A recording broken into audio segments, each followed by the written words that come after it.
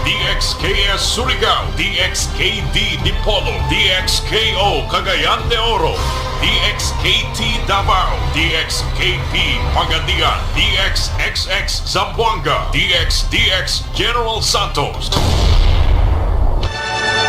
RPN Radio Philippines Network, DXKD Dipolo, Radyo Ronda, member kapisanan ng mga broadcaster ng Pilipinas. Fire engulfed their homes with thousands of evacuees here. Social distancing is almost impossible to practice. George Cahiles, CNN Philippines.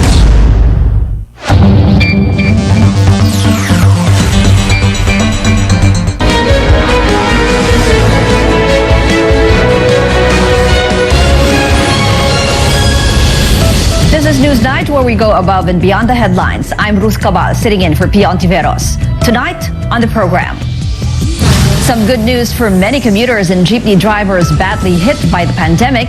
Beginning next week, more passengers will be allowed in public utility vehicles and train lines. Despite declining COVID-19 infections, Metro Manila will not ease quarantine restrictions just yet. More areas, meanwhile, will carry out the alert level system next month. And thousands of Filipinos line up to meet the deadline for voter registration as presidential aspirants make the rounds and weigh in on issues, this time on testing hopefuls for drugs.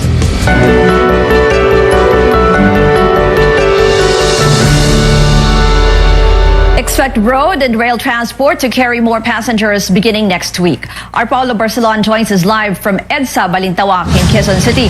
Paulo, can you tell us how and where will this be carried out?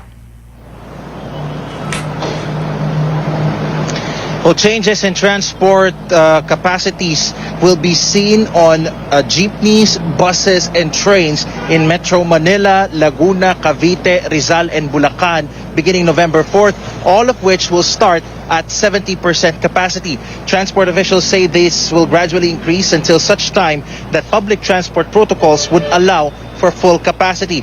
Now, for traditional jeepneys, barriers are no longer required. They can also add 5 extra passengers to their current 50% capacity to meet the 70% requirement. For example, if the jeepney can seat up to 24 passengers, their previous capacity is at 12, they can now carry 17. A handful of passengers will also be allowed to stand inside modern jeepneys. Some passengers will be allowed to stand inside buses, but these will be limited to those that have a 3x2 seating configuration.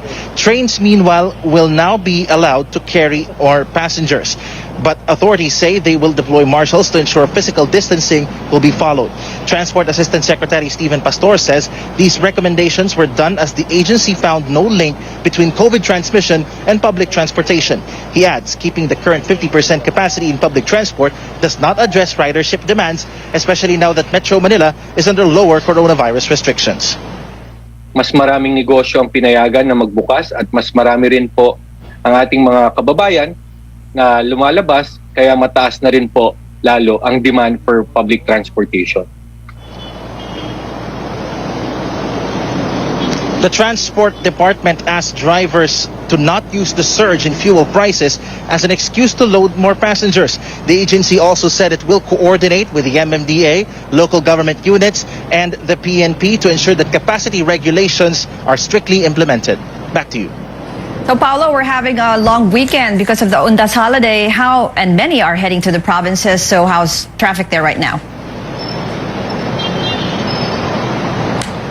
Well, Ruth, as you can see behind me, take a look. This is a portion of EDSA Balintawak here in Quezon City. The northbound lane, many red lights there. You could expect a slow-moving traffic up until you reach the Balintawak interchange. So for those of our kababayans who want to head home to the north, do pack some patience as we are expecting traffic buildups at least until you reach the entry of the North Luzon Expressway. Now, on the other bound, the southbound lane, as you can see behind me, there is a smooth stretch of driving at least until you reach SM North EDSA. But just to be sure, do make adjustments to your travel time, especially at night. We understand that it's a long weekend and many of our kababayans are definitely gonna try and head home to their provinces or to different destinations for Undas. Back to you, Ruth. Our Paulo Barcelon there reporting. Metro Manila will stay under alert level 3 for the next 2 weeks. That's from November 1 to 14. Although health experts noted improvements in the COVID-19 situation in NCR, the interagency task force says it wanted to ease restrictions gradually to prevent infection spikes. Siyempre po, habang nagtataas tayo ng unang-una transportasyon, up to 70% of capacity, tataas po ang mobility. So inaasahan po natin that with increased mobility, posible rin po na tumaas ang mga kaso ng COVID. No? So sabihin na lang po natin na inuunti-unti natin yung pagbaba ng alert level system nang sa ganon hindi naman biglang sumipa muli ang numero ng mga kaso ng COVID. Based on the Health Department's assessment, Metro Manila remains under moderate risk category at alert level 3. The DOH explains even though the hospitalization rate is already at low risk and cases are declining, 6 areas in Metro Manila had an uptick in infections. The average daily attack rate, or the number of people getting infected per 100,000 population, is also at 7.4. It has to be below 7 before NCR may downgrade to alert level 2. Tinitignan natin kung maibababa pa ng tuloy-tuloy. Kapag bumababa pa ang mga kaso tuloy-tuloy hanggang sa 1 linggo, malaki ang posibilidad na bumaba rin ang average daily attack rate ng National Capital Region to less than 7. The agency also sees a downward trend in most parts of the country and has already asked local governments nationwide to prepare for possible shift to a lower alert level. Now, the government is also expanding the alert level system to more regions next month. So here are the classifications for the following. Aurora, Bacolod City, Negros Oriental, and Davao Occidental will be under the strictest form of lockdown from November 1 to 14. Aside from Metro Manila, the IATF also retains Cavite, Laguna, Rizal, Iloilo City, Siquijor, Davao City, and Davao del Norte under alert level 3. New to the system are Baguio City, Bataan, Lanao del Norte, all under alert level 3 as well. 29 other areas have been placed on alert level 2. These include Angeles City, Bulacan, Nueva Ecija, Olongapo City, Pampanga, Tarlac, and Batangas. Also in the list are Quezon Province, Lucena City, Aklan, Guimaras, Iloilo, Bohol, Cebu City, Lapu-Lapu City, Mandaue City, and Cebu Province. For areas not included in the alert level system, community quarantine classifications will still apply. Mountain Province, Catanduanes, and Zamboanga City will be under Modified Enhanced Community Quarantine, or MECQ, from November 1 to 15. You can see now on your screens the other classifications for the rest of the country.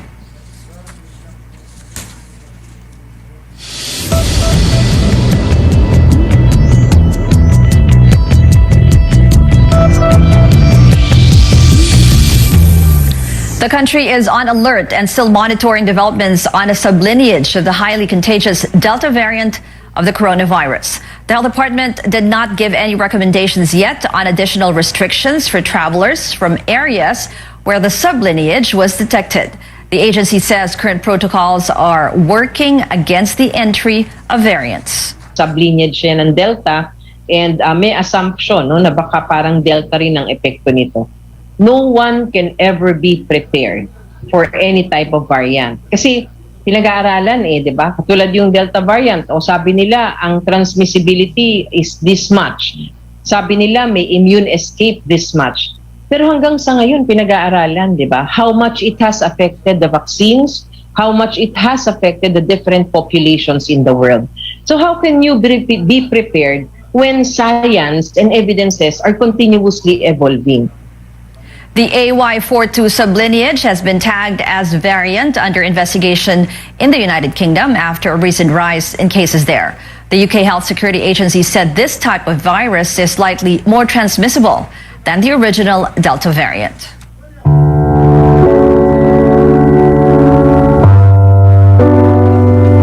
With the temporary closure of cemeteries and columbariums nationwide, the church tells the faithful to find creative ways to remember the dead this undas. David Santos tells us how virtual platforms are helping Filipinos observe the tradition.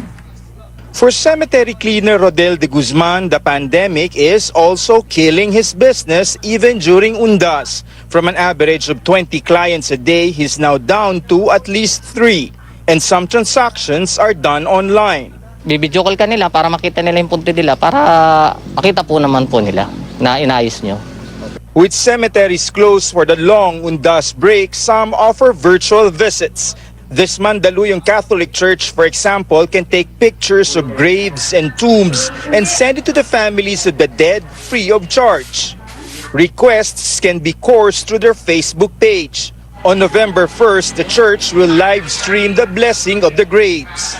Actually, ginawa namin yung Facebook page namin to address yung mga matatanda na hindi pwede lumabas, yung nasa abroad nag-aalala kanilang patay. Lalo sa ngayon na mag-undergo kami ng renovation, marami na alarm. For those missing traditional family reunions in cemeteries, a Jesuit priest suggests why not do it online. On his FB page, Father J. Boy Gonzalez lists down ideas for a virtual get-together to remember the dead. Who we are today is a contribution of their life to us. With the unprecedented number of deaths in this pandemic, mostly due to COVID-19, community prayers and remembrance services, even online, can somehow help ease the pain of losing a loved one. Nakakatulong talaga na sabay-sabay kayo nagmo-mourn o sabay-sabay kayo nag-aalala ng yumao, sabay-sabay kayo nagdadasal. Kasi that's a healing process. It's a process towards acceptance.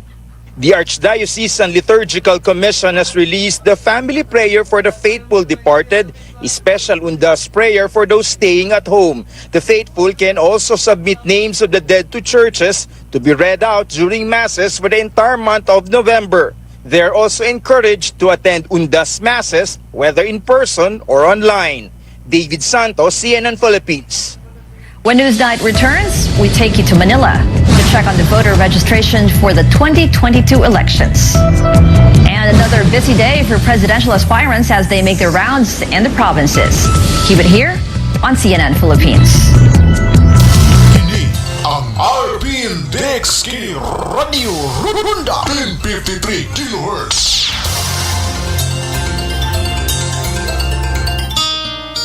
O, anyari sa'yo? Ba't nakasimangot ka? Alam ko na. Masakit ang katawan mo, ano? Sa sobrang trabaho? O di kaya masakit ang ulo sa sobrang stress? Pray ka muna. Hinga ng malalim at imasahe ang ulo mo gamit ang Herbalaya Liniment Oil. Ako rin ganun eh. Kaya pag mataas ang tensyon sa trabaho, mag-Herbalaya break ka muna. Herbalaya Liniment Oil. Amoy na kaaya-aya. Sa bawat pahid ay ginhawa. Quincentenary Faith Rewind.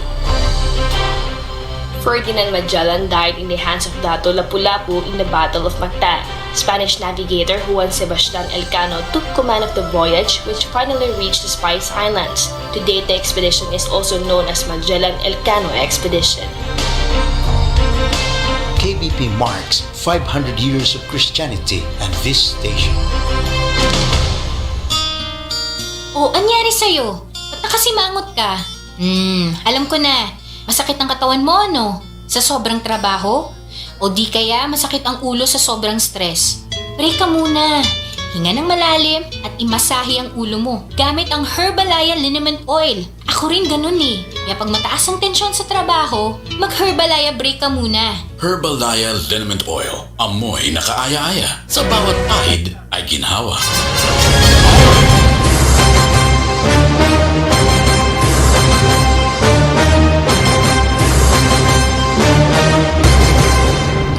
Welcome back to CNN Philippines.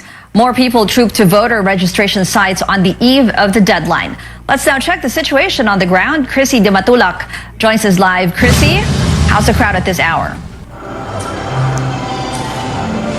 Yes, Ruth, as you can see behind me, only a few people are waiting in line to register and vote for next year's elections. The line was long earlier in the day as people tried to beat the deadline tomorrow, and because of health protocols, some were not accommodated. And this is what they have to say. It is not Nora's first attempt to line up for the voter registration in one of COMELEC's satellite registration offices, which are now in malls for the comfort of those eager to be registered. However, Nora was unable to secure a slot for registration. Yung nasa page po ng COMELEC is 8 o'clock, yung start ng pila. So ngayon, di po ba ma'am, kasi pang 4 times na po namin bumalik dito eh. Nung nakaraan, sabi po ng pulis na nakausap ko dito naka-duty, sabi niya ma'am, punta na lang kayo ng madaling araw para kumuha ng number. City Aina, on the other hand, questioned the election officer on why their slot was forfeited. According to Aina, she and her friends were given slot numbers, but due to the lengthy waiting time, they left the queue to do personal errands. When they came back, they were no longer accommodated. Sabi nila hanggang 8 lang yung 8 a.m. dapat nandito na para pumila. Pero yung iba hanggang 7 p.m. nakapila na po. Tapos kami 4 a.m. na kami pumunta. Naglakad pa kami mula Quiapo hanggang dito po. Tapos wala din kami nadatnan. Hindi po kami makakapunta bukas kasi exam po namin sa madrasa. Kaya parang wala kaming time para isingit pa to. This is the last chance para lang makapag-register. Tas ganito pa po yung nangyari. According to the COMELEC officer in the area, these kinds of situations are unfortunately inevitable given the strict health protocols. Only 400 registrants are allowed to enter a COMELEC satellite registration office per day. Senior citizens and people with comorbidities are being prioritized. Sa ngayong araw po, nag-issue po kami ng 400 slots po sa mga applicants natin. Wala po kaming appointment ngayon. Kinancel po lahat namin appointment para po maibigyan daan po lahat. Yung 400 po na slots po. Yun sa 400 slots po, hindi po kaya kasama po dyan yung mga priority lanes po natin. Pati po yung mga PWD, senior citizen, buntis, hindi po kasama sa mga nabigyan ng number po yun. As they come po yung mga senior natin, dire-diretso po yun. The officer added they have received more than 5,000 applications since the registration began. They are expecting more people will attempt to make last-minute registrations on Saturday, which is the last day. Ruth, COMELEC spokesperson James Jimenez says field offices have yet to submit their assessment on voter registration turnout. For those who still want to register, can check the Facebook pages of local COMELEC offices to see which establishments can still accommodate applications on the last day. Back to you, Ruth. Chrissy Dematulak there reporting. President Duterte has signed into a law a measure postponing the first regular elections of the Bangsamoro Autonomous Region in Muslim Mindanao, or BARM. The regional polls will be moved from 2022 to 2025. In 2018, President Duterte signed the Bangsamoro Organic Law, which abolished the Autonomous Region in Muslim Mindanao, or ARMM. Sang-ayon po sa batas neto, binibigyan ng kapangyarihan ng ating presidente na mag-appoint ng hanggang 80 or 80 new interim members of the BTA who shall serve until June 30, 2025 or until their successors shall have been elected and qualified. The creation of the BARM raised hopes the Bangsamoro will have a chance at genuine self-governance that it has been fighting for decades. 2022 hopefuls weigh in on drug tests for candidates. Senatorial aspirant Rafi Tulfo earlier made the proposal to COMELEC. The tandem of Senators Ping Lacson and Tito Soto have no problem with this, offering to be the first to get tested. Lacson adds tests should be conducted randomly. Vice President Leni Robredo also agrees with the proposal, saying she is ready to be tested anytime. For Manila Mayor Isko Moreno and Senator Bato de la Rosa, the drug test is a must. De la Rosa's running mate, Senator Bongo, adds this will show voters if aspirants are fit for public service. Labor leader Leody de Guzman agrees the drug problem should be tackled, but through different means. Pero yung approach ay hindi yung dapat katulad ng ginawa ni Pangulong Duterte. Dapat yan ay i-approach at kilalanin bilang health problem at hindi bilang parang mga kriminal na pinagpapatay.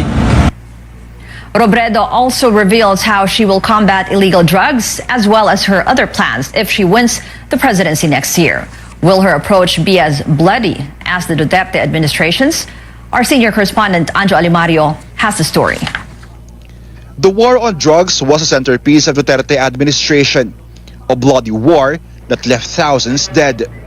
The International Criminal Court is now looking into these killings in an attempt to make government officials accountable for alleged crimes against humanity. Will presidential aspirant Vice President Leni Robredo continue the campaign? Ganun katindi pero sa ibang paraan. Citing her short stint as co-chair of the Interagency Committee on Anti-Illegal Drugs, Robredo says she doesn't believe in heavy enforcement. She'd rather have the Dangerous Drugs Board chair leading the agency. Ang paniniwala ko, pag DDB yung umupo na chair, ang plano niya hindi lang patay. Ang plano niya talagang very comprehensive, heavy on prevention, heavy on rehabilitation. Robredo says she will also continue the administration's Build program and would push for projects that will directly impact those who need them the most. Yung sa akin, dapat yung infrastructure natin, magsuspur siya ng rural development. Kasi masyadong concentrated sa Metro Manila yung development. Kailangan ilabas siya, pero hindi siya mailalabas kung hindi natin hinanda yung mga different provinces across the country. On high electricity rates, Robredo says all stakeholders should meet and talk, from power generators to distributors, while taking environmental concerns into consideration. Bicol is often visited by typhoons, and Robredo wants to invest in disaster-proofing rather than being reactive. Marami kasing disaster proofing na hindi magagawa on a per municipality basis. Maraming disaster proofing na magagawa lang kung ang mag-uusap yung lahat na affected. If she makes it, Robredo is ready to give a big role to whoever will win as vice president and prevent the experience that she had gone through. After all, she says, she's ready to be a healing leader. In Sorsogon, Anjo Alimario, CNN Philippines. While Robredo is in Sorsogon as part of her visit to her bailiwick, the Bicol region, other presidential aspirants also made their rounds in different provinces today. Senator Manny Pacquiao went to Toledo City in Cebu, where he gave gasoline assistance to 300 tricycle drivers. His visit drew a huge crowd where physical distancing was seemingly not observed. Pacquiao has been criticized for previous gatherings in other areas where health protocols were also allegedly breached. Manila Mayor Isko Moreno, meanwhile, met supporters in Quezon City. Moreno vowed to continue the Build program, but focus on projects involving housing, hospitals, and schools. He adds it's time someone not from elite clans take the reins. Lacson also went to Pampanga to talk to local leaders and residents. Still ahead on Newsnight. Social media giant Facebook is going meta, literally. The group changes its company name amid controversies. And singer Ed Sheeran finally drops his new album. He shares the inspiration behind Equals when we return. Ang RPN Dexki Radio Runda 1053 kHz.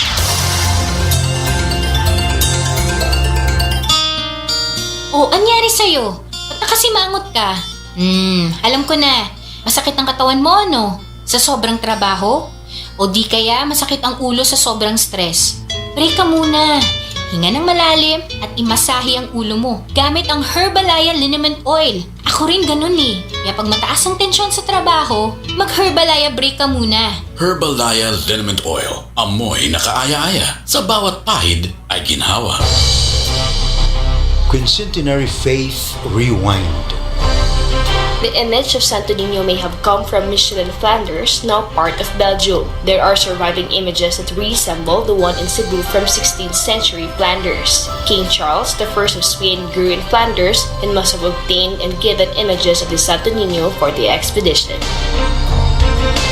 KBP marks 500 years of Christianity and this station.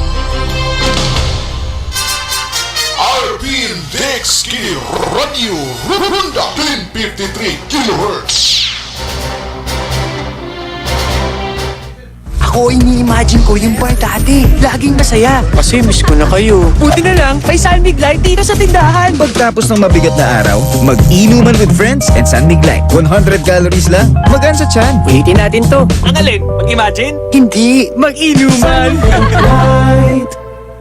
So many questions about what is the federal government doing. Do you get the anger that is out here? How concerned are you about the front line? You don't believe that there's a racial divide here? Looking back, as president, did you tell the story of race in America enough, do you think? All the places I've been and all the things I've seen, all the people I've talked to, I carry with me. They're part of what I do right here, holding the powerful accountable, keeping them honest. AC 360, Tuesday through Saturday only on CNN.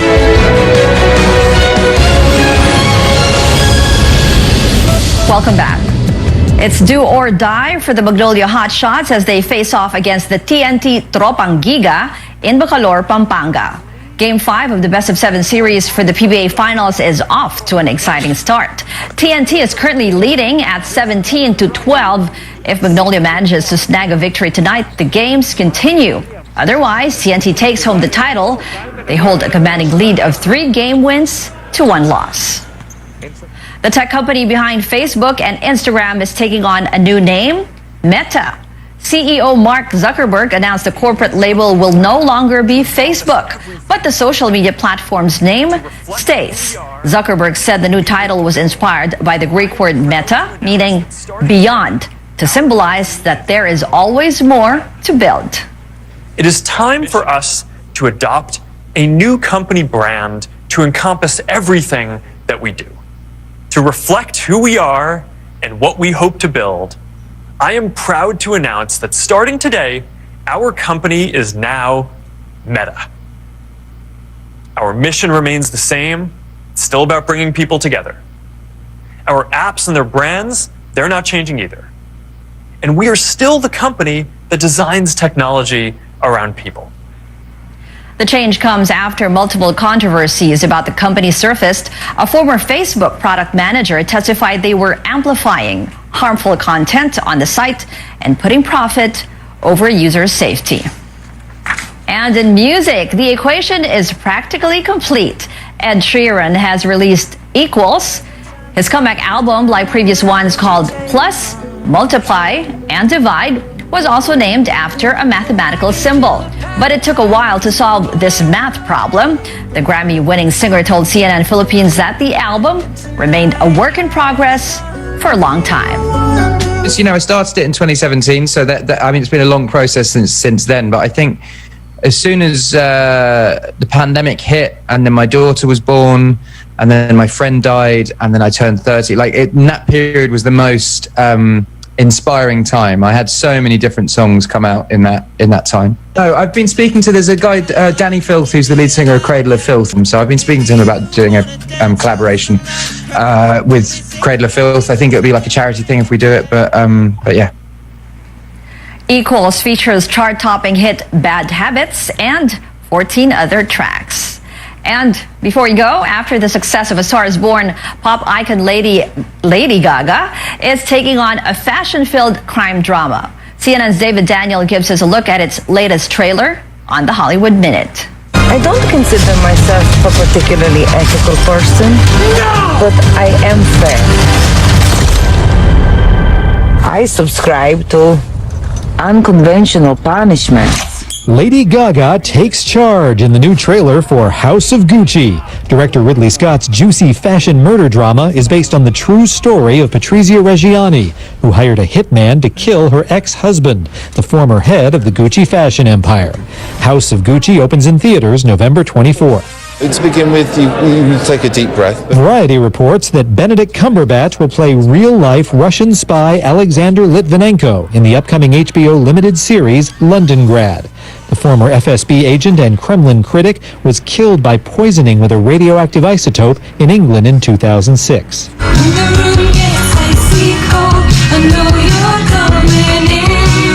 Here's a song you can really sink your teeth into this Halloween. Kesha's mom, P.B. Siebert, who's written songs for some of music's top names, is releasing her haunting early 80s tune Vampire for the first time. Siebert discovered the recording of the spooky song in a dusty box in her basement this year. The dead live! In Hollywood, I'm David Daniel.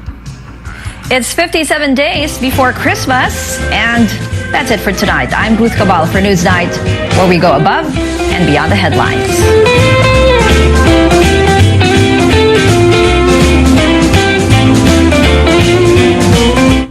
Kini ang RPN Dex Kini Radio Runda 1053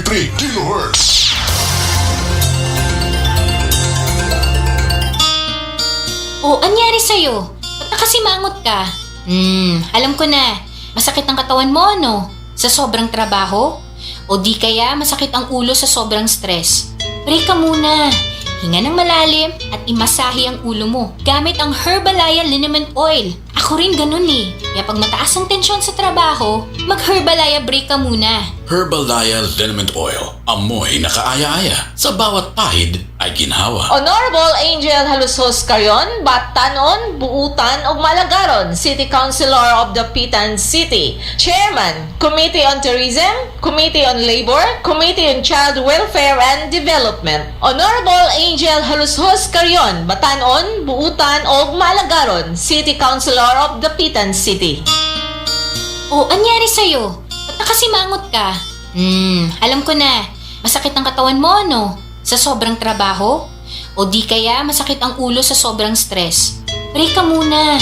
Hinga ng malalim at imasahe ang ulo mo gamit ang Herbalaya Liniment Oil. Ako rin ganun eh. Kaya pag mataas ang tensyon sa trabaho, mag-Herbalaya break ka muna. Herbalaya Liniment Oil. Amoy na kaaya-aya. Sa bawat pahid ay ginhawa. Sa panahon ng pandemyang ito, mahalagang manatili tayong physically at mentally healthy. Kung ikaw ay may karamdaman ng takot, pagkabahala at pangamba, kausapin natin ang ating mga mahal sa buhay at ituon natin ang ating atensyon sa mga bagay na makatutulong sa ating kalusugan. Maaari ring sumangguni sa 1553-0917-899 usap 8727 o 027989 usap 8727. Mental health ay pangalagaan. Tara, usap tayo, kaibigan. RPN Radio Philippines Network, DXKD Dipolo Radio Ronda, member kapisanan ng mga broadcaster ng Pilipinas.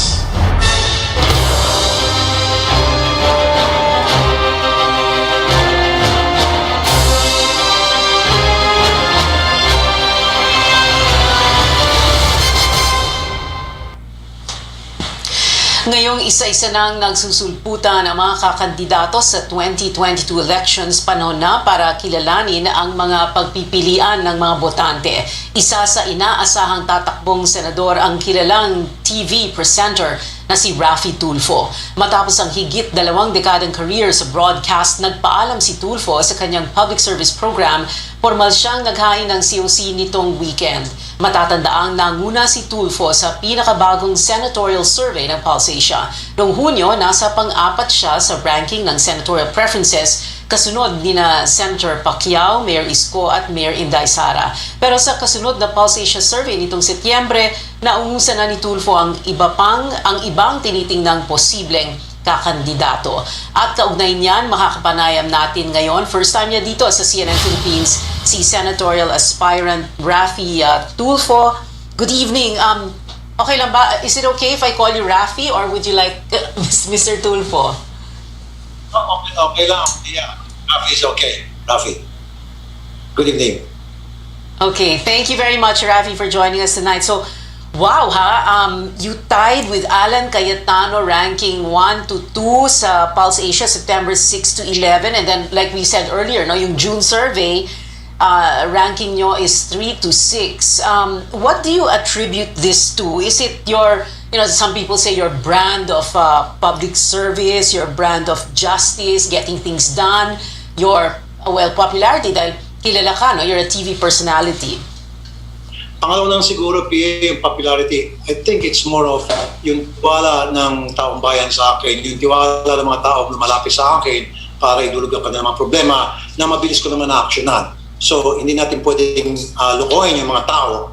Alam naman talaga nila kung ano yung taong nagsisilbi sa kanilang tunay o nagsisilbi-silbihan lamang. In my case, nakita nila na talagang merong sincerity ako sa pagbigay ng solusyon sa kanilang mga problema, sa pagpakinig sa mga dinudulog nila sa akin.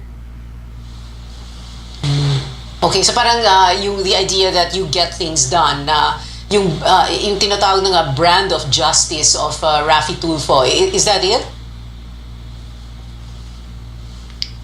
Yeah, another thing that I would like to point out, Pia, kasi RTIA is a product of a broken system in government.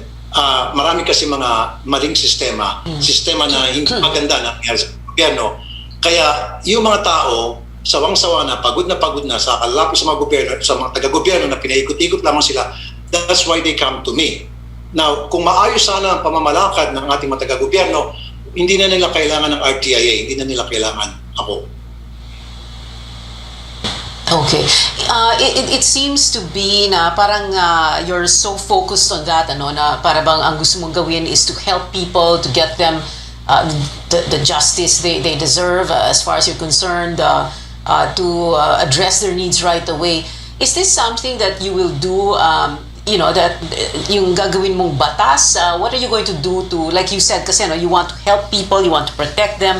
So what is it as a senator that you can do for them if you do get elected? Okay, thank you, Pia, for that question. Now, ang advocacy ko ay tatlo, Pia.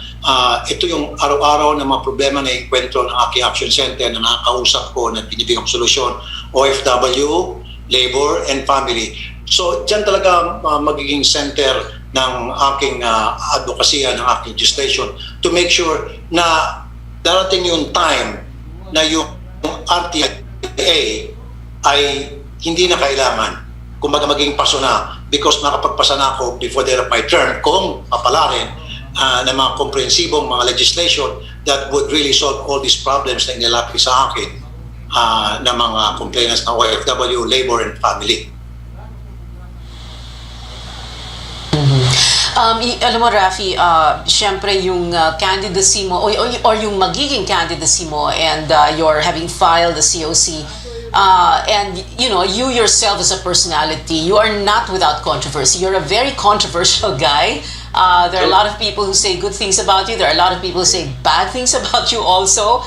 And I'm sure you know that, no? And then lately, napapansin ko, if you search your name on social media, there's a lot there about people canceling you. Alam mo na yun, di ba? Yung kina-cancel ka, yung nag-unsubscribe sa YouTube channel mo. What is that all about? Okay, well, first of all, yung pag-unsubscribe nila, yan, Pia, ay isang option sa YouTube na available doon sa mga tao na ayaw na mag-subscribe sa isang channel for whatever reason. So I think these people are just practicing that option or using that option. Now, nagkaroon kasi ng misinformation tungkol sa nasabi ko sa isang pronouncement ko sa aking programa. Pinag-aaway lang ako nitong mga taga-DDS na dati naman, member din ako ng DDS. Siguro nagustuhan ang tunay talaga nilang reason kung bakit I think it's not about ABS-CBN. I think it's about they thought me running against the president as VP ni Senator Manny Pacquiao na hindi naman totoo. At doon nag-umpisa yung galit nila, doon nag-umpisa yung pagbabash nila, doon nag-umpisa yung pagpapakalat nila ng mga maling impormasyon. Okay. All right. I have a few questions, Rafi, before we go to a break. No, of course, pag senador ka, hindi ka naman part ng executive branch of government, and therefore you cannot really run government, and you will be able to, implement policy, for example. But of course, the biggest question today is how the next administration, how the legislature in the next administration will be handling or will want to see the health crisis handled differently. Because of course, ang pinag-usapan, balancing lives and livelihood and lockdowns. No? How do you want to see the health crisis, the pandemic managed better? Okay, let's talk about the future, Pia. Sa ngayon, nakikita natin maraming mga maliliit na kumpanya, small business and medium enterprises na nagsarahan.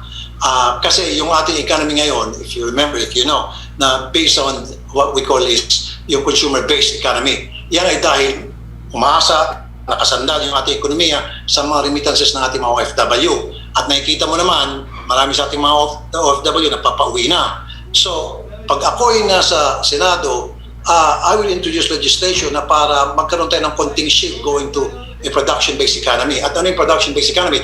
Napakayaman piya ng ating bansa sa natural resources. Nandiyan yung coconut, nandiyan yung cacao, sugar, banana, and so many other agri-products na bakit natin hindi i-develop yan. So I would come up with legislation na to encourage companies, corporation na mag-invest sa ganitong klaseng endeavor, corporate incentive, tax incentive na mabibigyan sila.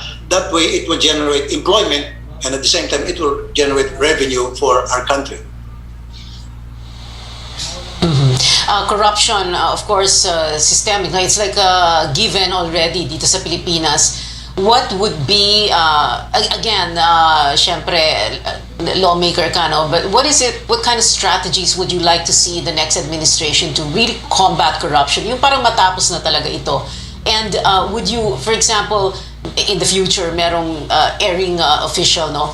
Would you like to see them reappointed or would you like to see them fired? Well, of course, I'd like to see them fired. First of all, I would like transparency in government.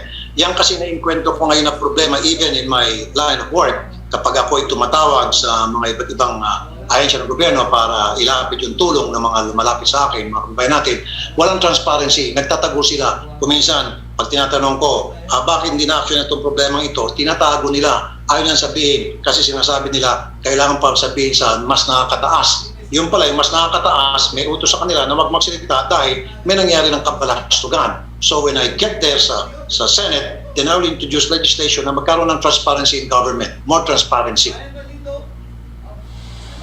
Can you specify exactly how that's going to happen? Like what kind of a bill would allow more transparency in government? Sa ngayon kasi, halimbawa, meron tinatawag na privacy data law na hindi ka pwedeng manghimasok sa mga pamamalakad o ginagawa ng mga taga-gobyerno because they will always say that to you na bawal yan. Hindi naman sinasabi sa batas. Example, SALN. You know, ngayon, isang mahirap usapin yan na hindi pwedeng ilabas yung SALN, sa President, Vice President, at kung sino-sino pang matataas na opisyal sa ating gobyerno, at mismo yung ombudsman nagsabi niya na bawal. Bakit bawal? Pag inanungkulan ka sa gobyerno, dapat ready ka na i-open ang iyong salin, i-open ang iyong kayamanan. Nung pumasok ka, dapat ito yung pera ko. Ngayon, nasa palagitnaan ng pagservisyo ko, ito pa yung pera ko. Paglabas ko, ito pa yung pera ko. Na kapag pasok mo, ito yung pera mo. Paglabas mo, ang laki ng pera mo, then there's something wrong. So dapat there's transparency. Dapat yung salin ng kahit sino man, mula presidente hanggang sa pinakamababang ranggo ng elected officials sa Pilipino, dapat ilantad yan sa publiko. Dapat nakikita ng publiko yung kayamanan ng mga taga-gobyerno. Alright, well, nasagot mo na yung isang yes or no question natin, Ma'am Hengkot. But we have other questions for you. Rafi Tulfo, please stand by. Like I said, marami pa kaming pag-uusapan ni Senatorial Aspirant Rafi Tulfo. Abangan yan. Dito lang sa news.ph. We'll be right back.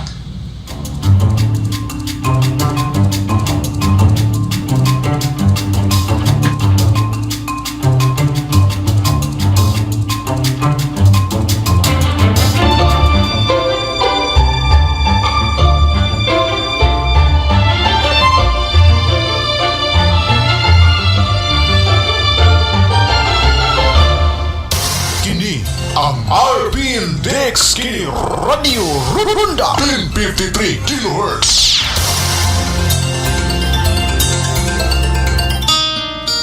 Anyari sa'yo? Ba't nakasimangot ka? Alam ko na. Masakit ang katawan mo, no? Sa sobrang trabaho? O di kaya masakit ang ulo sa sobrang stress? Break ka muna. Hinga ng malalim at imasahe ang ulo mo gamit ang Herbalaya Liniment Oil. Ako rin ganun eh. Kaya pag mataas ang tensyon sa trabaho, mag-Herbalaya break ka muna. Herbalaya Liniment Oil. Amoy na kaaya-aya. Sa bawat pahid ay ginhawa. Dapitan City Councilor Jezebel Bing Balisado, konsihal sa Dakbayan sa Dapitan nga dali duulon og maabibihon sa iyang mga katawhan. Konsihal Bing Balisado maluluyon og matinabangon sa tanang higayon. Konsihal Bing Balisado sa Dakbayan sa Dapitan.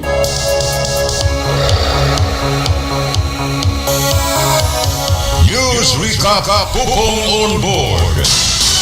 Pangitabo sa tulo ka distrito sa Zamboanga del Norte, kalambuan sa politika, showbiz o agrikultura. News Recap Pupong on board. Inilang sa Radio Ronda alas 6 ngato sa alas 9 adlaw Domingo.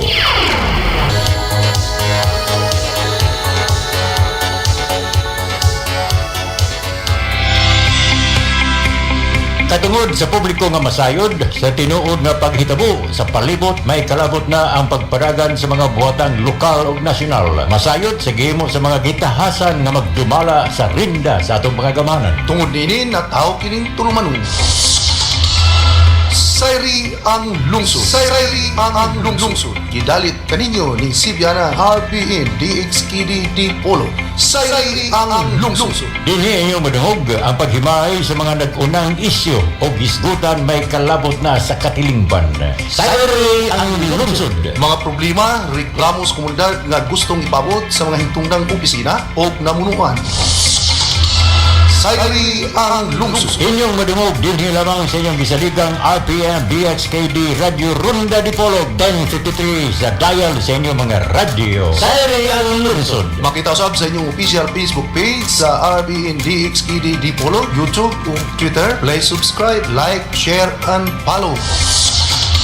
Sayri ang lungsod. Sayri ang lungsod. At ang paminawa ug sundak kanunay matag adlawng Domingo alas 9 ngadto sa alas 11 ang takna sa kabuntagon ang inyo ug atong tulmanon. Sayri ang lungsod. Sayri ang lungsod. RPN DXKD Radio Runda 1053 kHz.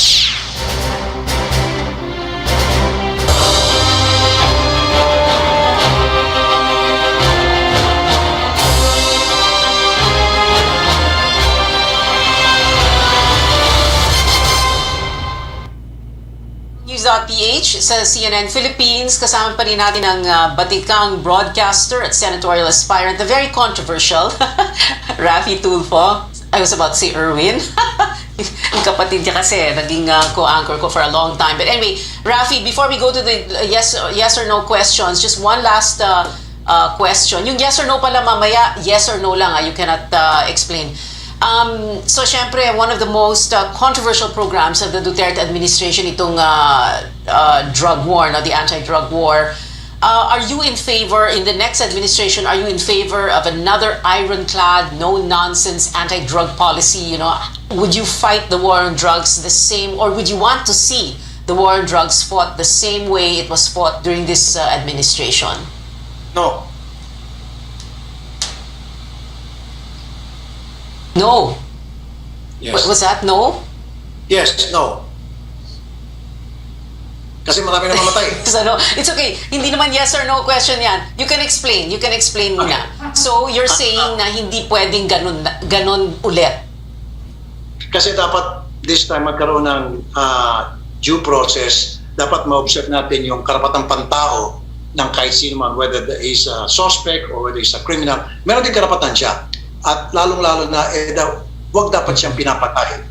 At kung meron mang problema sa isang addict, meron naman tayong tinatawag na rehabilitation centers na pwede natin sila ipalihap. Okay. Alright. So you're saying para bang we should take a medical approach also. It's a public health approach din dapat. Ganun ba? Yes. Kasi ang nangyayari ngayon, Pia, pag na-identify lang ang isang taong gumagamit ng droga, kahit na hindi pa, delikado, nakakatakot, at baka merong mangyari na sa taong yun. Why don't we focus instead more on yung sa health issue, sa rehabilitation? Why don't we focus on that? How to treat these addicts na para magkaroon pa silang pag-asa magbago sa kanilang buhay, para sa kanilang pamilya. Okay. Interesting to hear you say that. Okay, eto na yung mga yes or no questions. Like I said kanina, yung the question about the SAL-N, you already jumped into that earlier. So there are a few other yes or no questions. Again, like I said, no explanation, yes or no. Do you support lifting foreign ownership limits in the Constitution? Yes. Do you favor the re-imposition of death penalty? The death penalty for drug-related crimes? No. Can I add a little bit? Because only the poor are the ones who are convicted. Because the rich people, they get away with it most of the time. Pag may pera ka, natatakasan mo. Pag yung pulubi na walang pera, yun talagang palagi nadidiin. Yun palagi ang nabibiktima, well, not really victim. Sila talaga yung palaging nakukulong. Kahit na walang kasalanan, nakukulong sila. At sila yung nabibitay. Okay. Yeah, a little bit. Alright. Meron and even in abroad, marami sa mga nasa death row at yung iba na sentensya at nabitay na later on malaman-laman na inosente pala sila. Yan, Amerika yan na with all the technologies that they have and the kind of investigation that they have, still nakakalusot pa rin doon sa butas ng justice system nila na nakukundik ang isang inosente at nalalagay sa death row. Just imagine dito sa Pilipinas, country tayo, we're way behind when it comes to investigative system. So, just think about that. Ruby palagi ang nakukulong. Yung mga yaman, nakakalusot. Well, yeah, that's true. No, we have a lot of yung tinatawag na wrongful convictions also. This next question, although, President Duterte has said he's not running for VP, but, well, we never know yet. But the question is, again, yes or no lang ang sagot. Should a sitting president be allowed to run for vice president in the next election? Yes or no? Yes. Yes, okay. Yes. Do you favor resuming peace talks with communist rebels? Yes or no? Yes. Should the country be more aggressive in protecting its maritime interests in the West Philippine Sea? Yes or no? Yes. Okay. And my final question before I let you go, Rafi, and then before you give us some final words, no. You have a party list group, yung ACT CIS party list group. Your wife is one of the nominees, and together with Eric Yap, right? So, tatakbo ulit syempre ang ACT CIS, and then if you do get into the Senate, it's like para bang marami kayo, kumbaga, no, in elective office. What do you think of, syempre maraming batikos pag ganoon, sa isang pamilya may senador, may congressman, may mayor, may party list, ganoon. What do you think of all of that? Pia, ganito yan eh. Why should we let the people decide kung payag ba sila na senador ako at yung wife ko congresswoman, na kung ayaw na nila na magkaroon ng dalawang tulfo sa politics, then wag nilang iboto ang isa sa amin or wag nilang iboto kahit na sino sa amin. Now, if they think na magiging capable kami, magawa namin yung aming trabaho na maayos para sa kabuti ng ating bayan at mamamayan, then vote for us. Ganun lang yun. Kailangan yung taong bayan ang mag-decide. Silang bahala mag-isip at mag-decide pagdating sa halalan kung kailangan bang iluklok ang katulad ko at kapamilya ko. It's all up to them. Okay. And for my final question for you, Rafi, so right now, like we said, when we started, so ranking 1 to 2 ka sa survey, but this is the September survey, no? There's like how many months to go before the elections. So we don't really know how things will go, no? If you will still be within the top 12, di naman natin talaga alam, ano? What do you think, how are you going to feel if, for example, by some, stroke of, I don't know what, bad luck or something, biglang you don't make it, no? You don't get into the Senate. How would you feel about that? Then okay lang sa akin. So, ibig sabihin, ayaw ako ng mga botante. At kung pagpipilit ang sarili ko, kung ayaw nila sa akin. So, no hard feelings. Okay. Maraming salamat sa iyong oras, Rafi Tulfo, senatorial aspirant. Independent pala, no? Independent. Thank you very much for being with us tonight, Rafi. Thank you for having me. Susunod sa News.ph, Coronation Night sa Miss World Philippines 2021 na puno ng kontrobersiya. Ang buong kwento, dito lang sa CNN Philippines.